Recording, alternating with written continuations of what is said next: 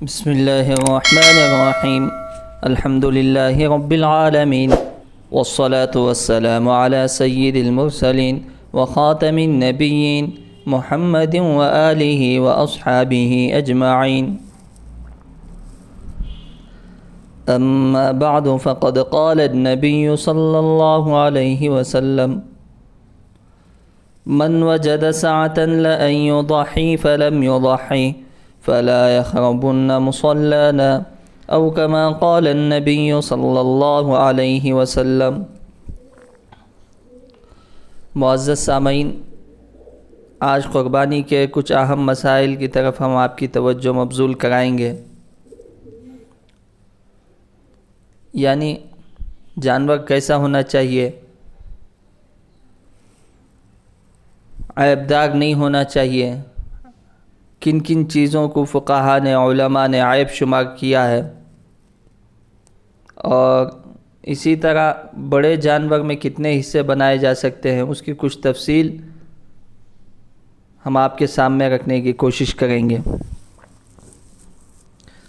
سب سے پہلے تو قربانی اس جانور کی مستحب ہے جس کا گوشت عمدہ ہو. جناب محمد رسول اللہ صلی اللہ علیہ وسلم نے ایک مرتبہ قربانی کی. آپ کا جانور دیکھنے میں بھی خوبصورت تھا، فربا تھا.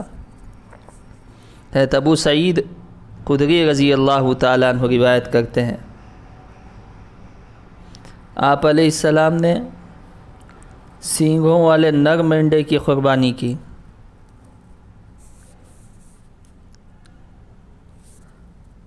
اور اس کی صفات بیان کی ہیں. اس کا منہ کالا تھا اور اس کے پیر کالے تھے، اور جس کے آنکھوں کے اطراف کے حلقے کالے تھے، باقی بدن سفید تھا. یعنی بہت ہی زیادہ خوبصورت مینڈا تھا. چونکہ جس کا منہ، پیر اور آنکھوں کے اطراف کے حلقے کالے ہوں اور بقیہ بدن سفید ہو، یہ بڑا خوبصورت ہوتا ہے. اور یہ اتفاقی سے ملتا ہے. اگر کسی کو مل جائے تو زہ نصیب. یہ بھی جناب محمد رسول اللہ صلی اللہ علیہ وسلم کے پاس ایسا مینڈا اتفاق سے آیا تھا. آپ نے اس کی قربانی کی. البتہ یہ قید تو نہیں لگائی جا سکتی ایسے ہی ہونا چاہیے، بلکہ جانور فربا ہو، خوبصورت ہو، اس کی قربانی مستحب ہے. لیکن یہاں پر ایک بات ذہن میں رکھنی چاہیے کہ خوبصورت اور فربا میں اور ریا و نمود میں بہت ہی زیادہ فرق ہے. چونکہ حدیث پاک میں آتا ہے کل یہ قربانی کرنے والے کی سواری ہوگی، تو اس وجہ سے جانور اچھا فربا ہونا چاہیے تاکہ اللہ کی رضا کا سبب بنے.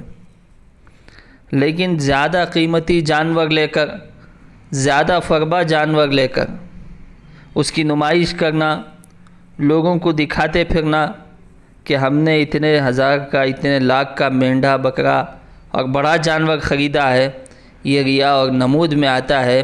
ایسی قربانی کو اللہ قبول بھی نہیں فرماتے. تو اس وجہ سے اس طرح کی نیت نہیں کرنی چاہیے ریا اور نمود کی. اور اسی طرح محض گوشت کھانے کی نیت نہیں ہونی چاہیے، اس سے بھی قربانی درست نہیں ہوتی ہے. محض اللہ کی رضا کی نیت سے ہم اپنی جانور کی قربانی کریں. اب چند چیزیں اگر جانور میں ہو تو اس کی قربانی درست نہیں ہے. کوئی جانور لنگڑا ہو تو لنگڑے جانور کی قربانی نہ کریں. لنگڑا پن ظاہر ہوتا ہو،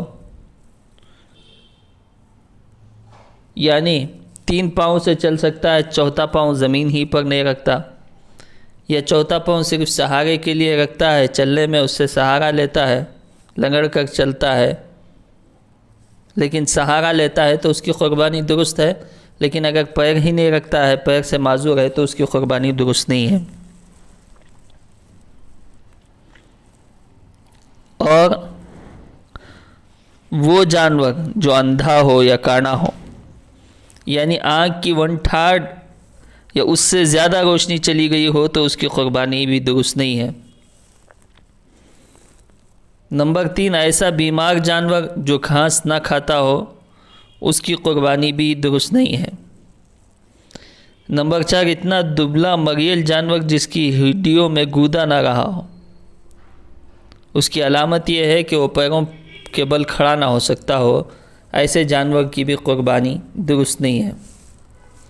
اور اسی طرح جس جانور کے سینگ بالکل جڑ سے ٹوٹ گئے ہوں اس کی قربانی بھی درست نہیں ہے، البتہ پیدائشی سینگ نہ ہو، یہ سینگ کا اوپر کا حصہ خول جس کو کہتے ہیں اتر گیا ہو، یا کچھ حصہ سینگ کا ٹوٹ گیا ہو، اس کی قربانی درست ہے، لیکن جو جڑ سے کٹی ہوئی سینگ والا جانور ہے اس کی قربانی درست نہیں ہے۔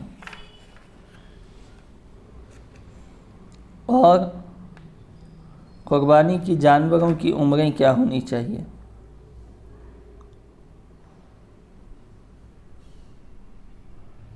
تو چھوٹے جانور کی عمر کم از کم 1 سال ہونی چاہیے۔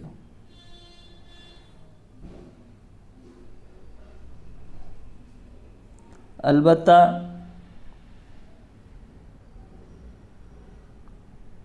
جو بھیڑ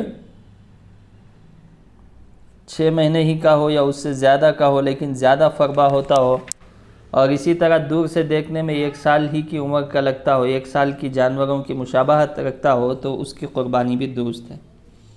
اور بڑے جانور جیسے بیل ہے، اونٹ ہے، اس میں 7 حصے آدمی کر سکتا ہے، 7 آدمیوں کی قربانی اس میں درست ہے۔ اللہ تعالیٰ سے دعا ہے کہ اللہ تبارک و تعالیٰ شریعت مطہرہ کی روشنی میں زندگی گزارنے کی توفیق نصیب فرمائے۔ آمین۔ وآخر دعوانا ان الحمد للہ رب العالمین۔